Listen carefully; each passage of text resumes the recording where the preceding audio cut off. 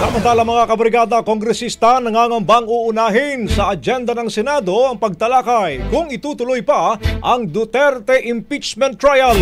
Wala dyan sa Kongreso, Brigada Haji Caaminio, ibrigada mo! Brigada Live Report!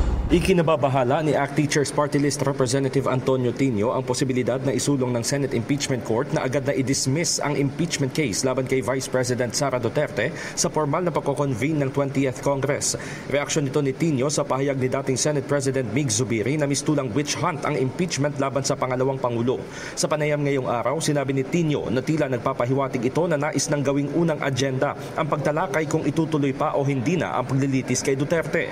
Malinaw anya ang atas ng konstitusyon na tungkulin ng Senado na simulan ang paglilitis at hindi magdebate kung ibabasura ito.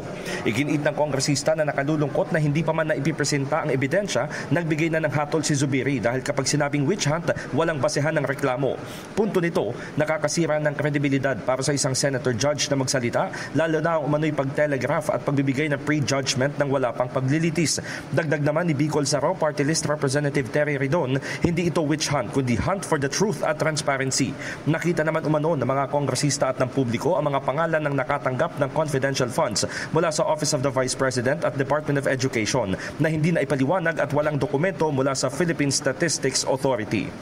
In the heart of changing lives, ako si Brigada Haji Caaminio ng 105.1 Brigada News FM Manila, The Music and News Authority. Brigada Balita. Ang bahaging ito ay hatid sa atin ng Standout ES4 Capsule. Simulang tuparin ang pangarap ng iyong anak. And starting now,